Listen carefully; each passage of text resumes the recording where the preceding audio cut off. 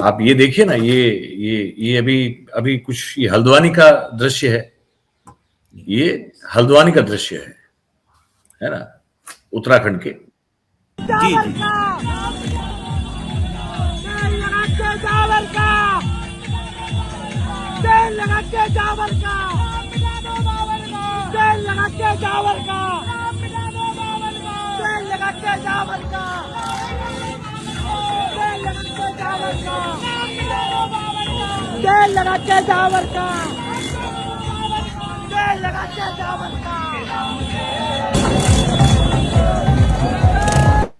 इसका ऑडियो में म्यूट कर रहा हूं क्योंकि उसमें यही है, लेकिन आप देख रहे हैं पंडित जी, आप ये देखें, मैं बस यही देख रहा हूं कि कितने युवा लोग हैं,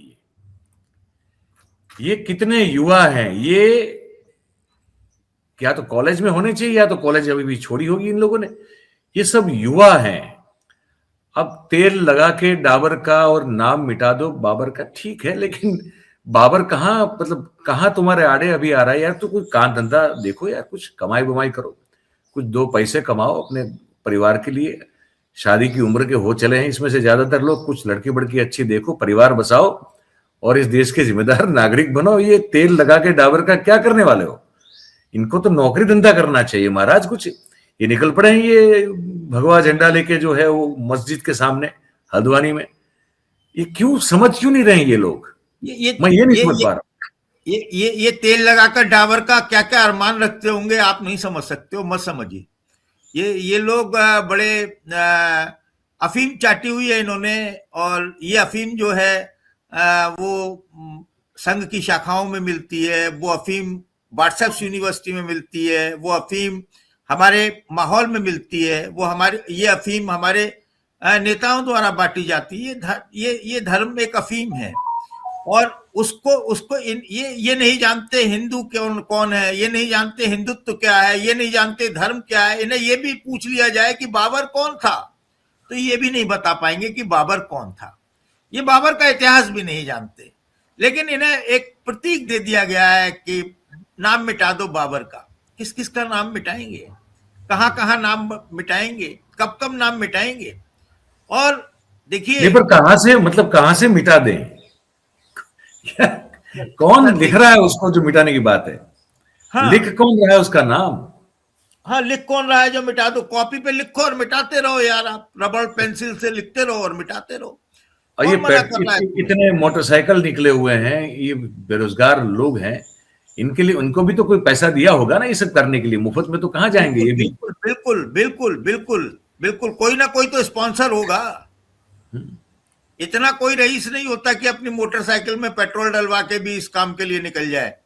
और कम से कम इस उम्र के लोग, ये देखिए, ये जो चल रहा है देश में, ये इतना भयानक और इतना विस्फोटक है कि उसकी कल्पना करके ही सिहर उठते हैं हम लोग कि किस तरह से ये लोग। और देखिए, सब मतलब वही लुच्चे ही कर रहे हैं, ये एक तरीके से ये लुच्चे ही कर रहे हैं।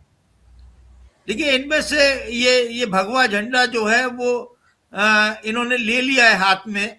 वो किस चीज का झंडा है, किस चीज का प्रतीक है, ये लोग जानते होंगे, लेकिन ये जो असहिष्णुता फैल रही है, ये जो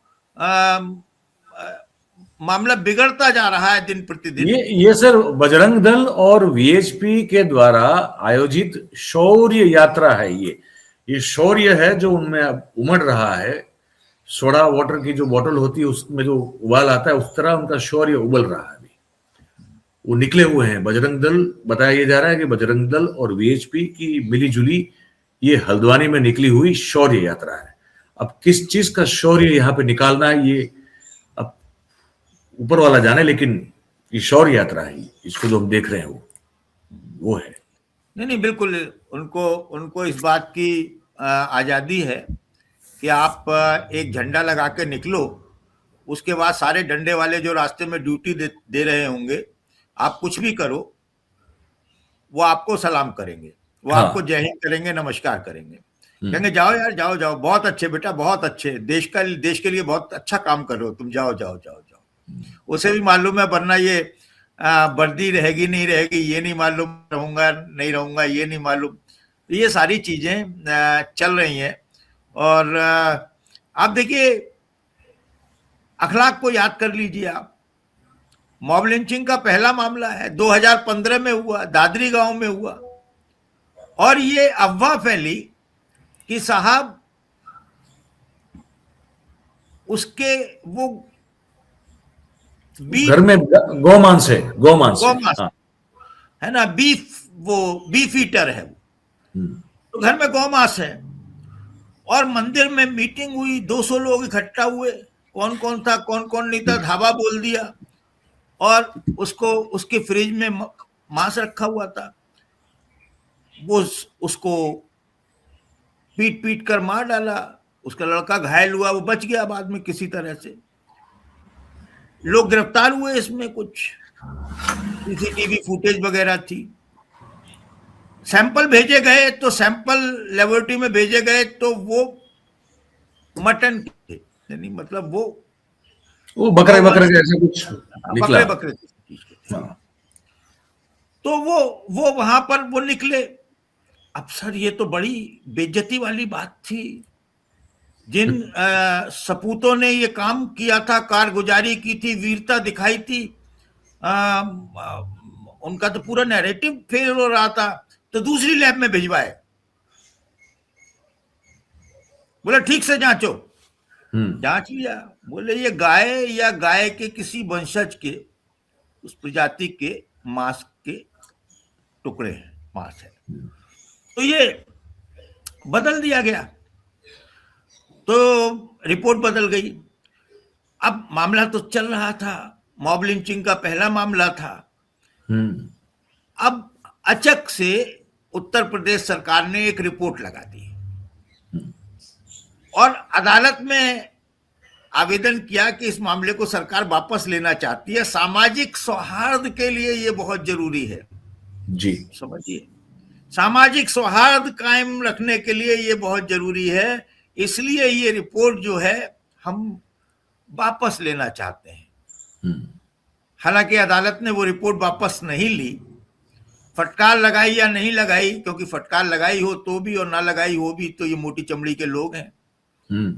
पर इन्होंने, आप धूर्तता देखिए, आप इनके इरादे देखिए कि इन्होंने एक ऐसे केस में जो मॉब लिंचिंग का सीधा साधा सिंपल सा केस था, जिसमें भीड़ ने मार डाला, 19 उसमें आरोपी हैं, एक मर चुका उसमें से जेल में, तो वो आपने उसको हटा दिया और इसे मतलब कह दिया।